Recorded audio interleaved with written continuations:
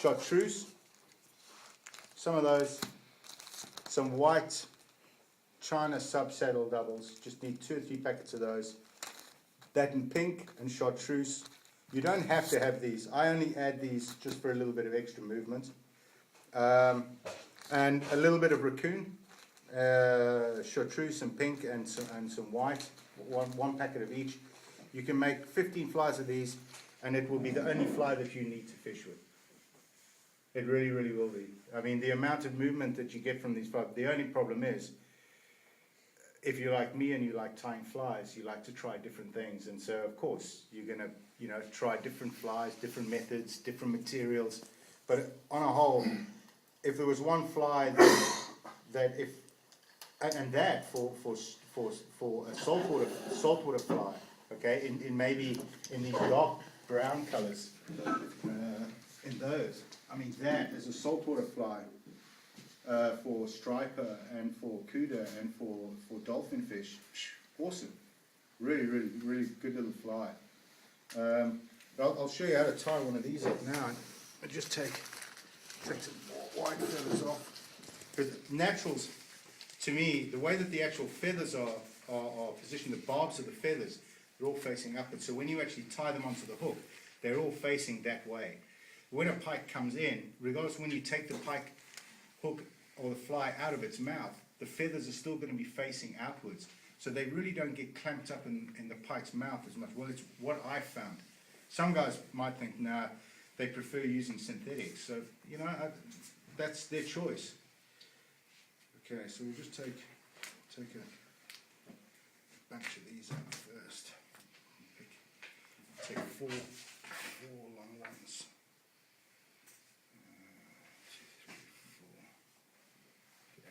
Okay, we'll just take those and take some of these green chartreuse ones.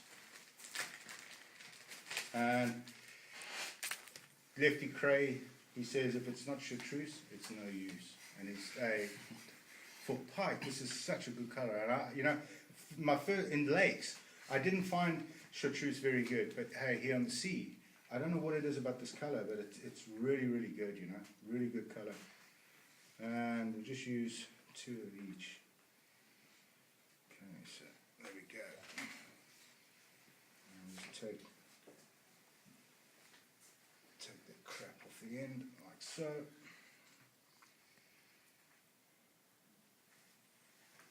And I know most of you guys who are tying the smaller flies, and I've been at fly tying shows. I was in Sweden last year at the Swedish Fly Fair. Some of those guys like Nicholas Darlin and Christopher Reeves and them, they were like looking at me using these, and they were going on pike flies. But I don't think there's a better feather to use than some of these on a pike fly. You only need 2 or 3, but when you see them in the water, wow, man, they move all over the place. They're really good. And stripes on a fly is a very, very good option. So if you can add stripes to any baitfish, any baitfish pattern, pike just hone in on stripes. I don't know what it is. When you see a lot of the jerks, and a lot of the jerk, they've all got stripes and triangular bits on them as well. I don't know what it is, but okay, so we'll just take some of these.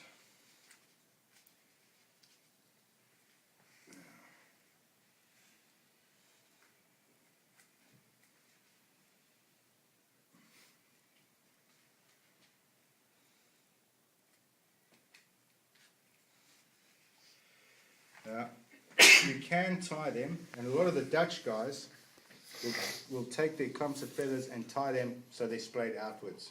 Right? There's nothing wrong with that, and this way is really, really nice. You can tie poppers like that with, so they look like a frog, so that your feathers, every time you strip it, they get sucked in, then they splay back out again.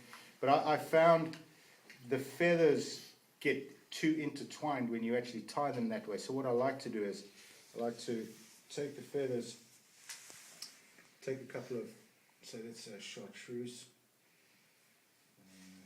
and take one at the front and one at the back. So we'll take pretty much like so. Let me get some cotton on first. And we'll tie these towards the back.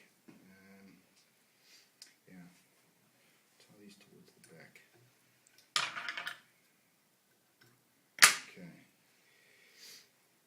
I like to tie them so that they're Deceiver style. So you tie one pretty much facing inwards like so, and take it all the way, take your thread all the way down the hook. Let's just pull that in like so.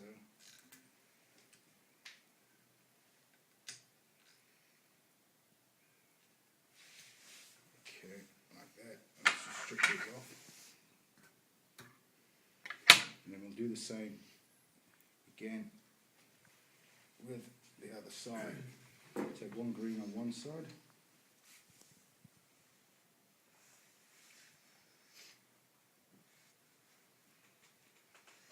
And these, I mean, these are cheap as chips, really. I mean, if I'm sure you guys have got a. Do you buy a lot of materials from Vision or something like that, or do you have a sort of a place where you get your materials quite cheap, or people are buying like a wholesale? Or do you just buy it by yourselves? Okay, all right, when okay. I ordered these, I've ordered from UK. Okay, all right, okay. Jeez, all right, okay. Yeah, I suppose the quality we get from the UK Yes, is they're really good. and also from the States you can have this Yeah. gene manipulated. They're like huge. Yeah, yeah, true. So there again, those feathers are that way. You want to do the same with this side here. So I'll just turn the hook over and then lie the. So it's really, you're just tying them on Deceiver style, as if you were starting off with a Deceiver. And in a way, it probably is a little bit like a Deceiver, except I'm not using really any bucktail, and I'm using more furs.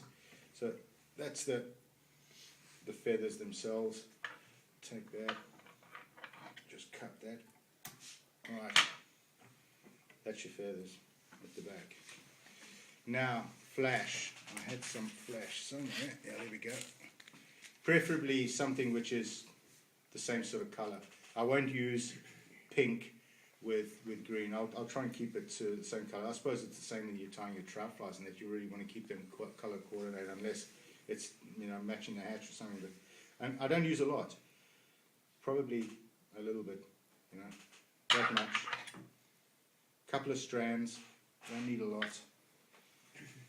And let's see the length. Probably the length is there. And the same again. What you do is you just take your finger in the middle and then just pull them out all at different lengths. Alright. So that one there. And then that'll be the same on that side too. Find the center. Tie one on one side.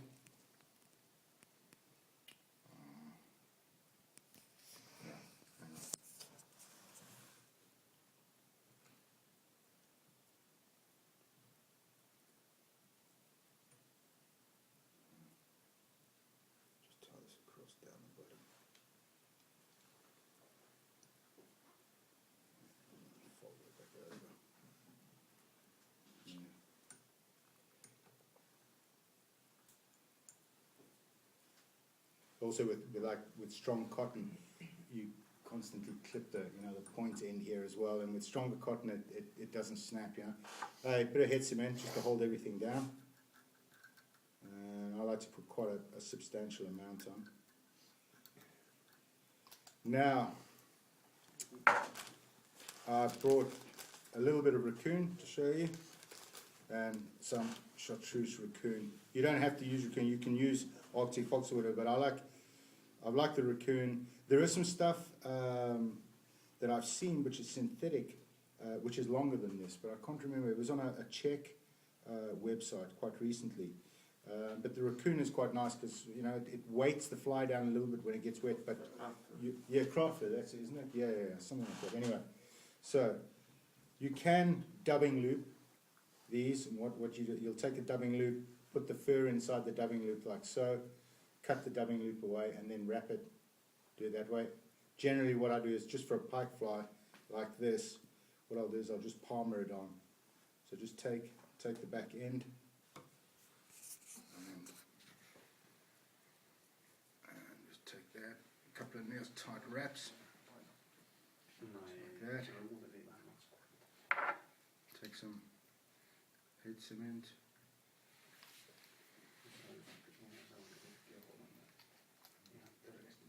I'll just let that dry for a couple of seconds and then take this one, so that raccoon has got something to, bond itself up against, wrap itself up against. Take it there.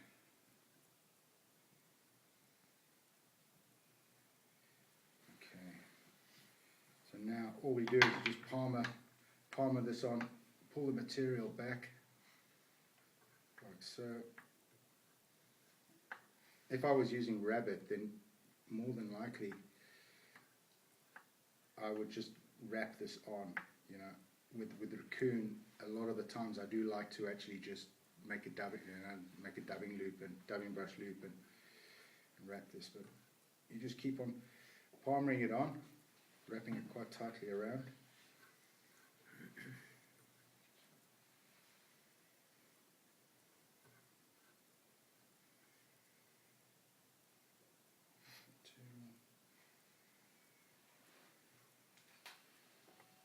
Okay, we'll just snip that piece off there.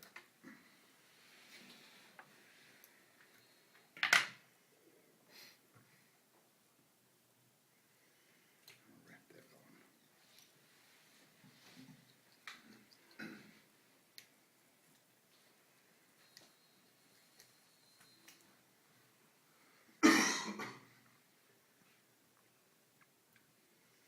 And that really just gives the bulk of the body. You make the collar now, and we'll do the collar out of this chartreuse. Let me just get a comb.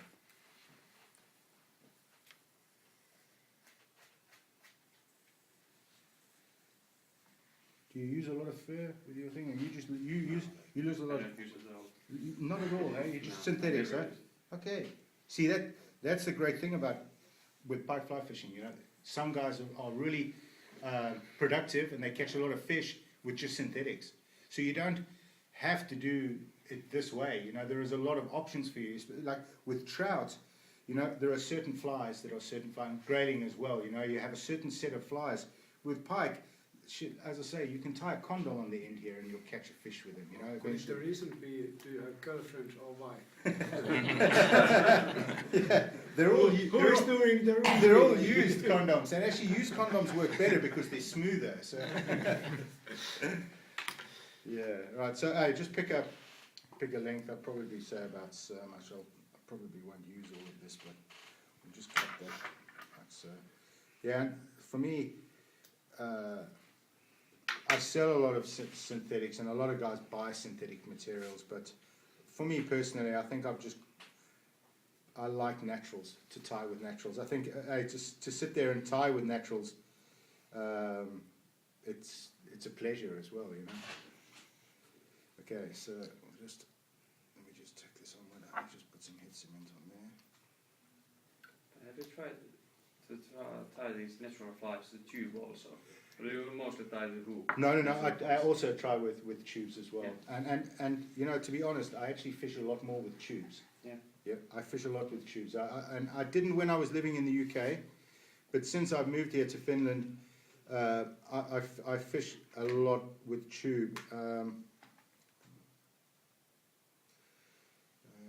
It just depends as well if I've got enough time with me to be changing, because don't forget, every fish that I catch, I change the fly. Yeah. So it becomes a bit of a mission sometimes when you're fishing with a different fly and changing on the tube, although I usually just take a box with 5 or 6 sort of wire traces that I can just slide through and add it on. Okay, let's just get that. A bit more head cement. Take that, wrap that all the way down to the end of the hook.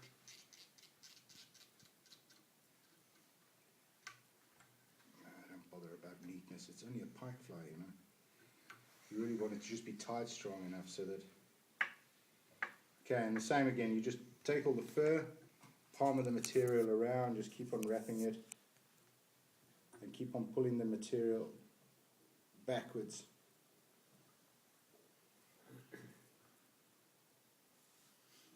And these flies do last a long time. You'll catch. I've had one there from the beginning of the season, and I still use it every now and then because maybe the fish aren't into big flies. They want a small fly, and it still catches me fish, you know.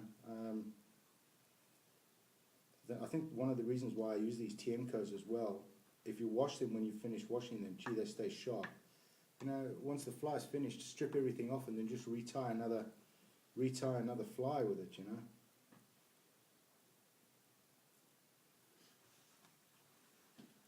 Okay, so excuse me, scissors.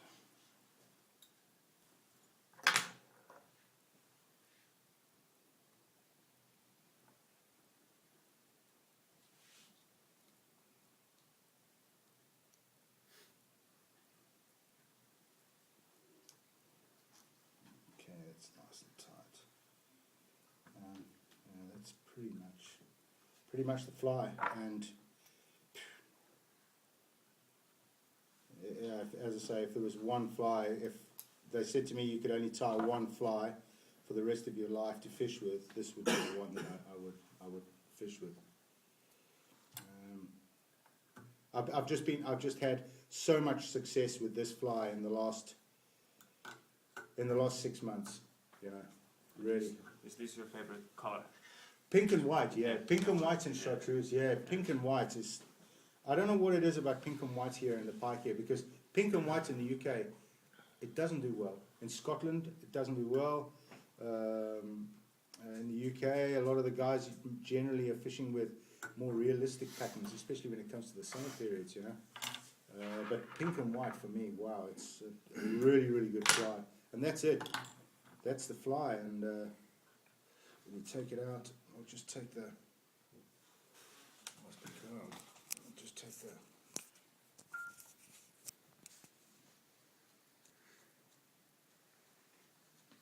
Yeah. And that's pretty much... That's the fly.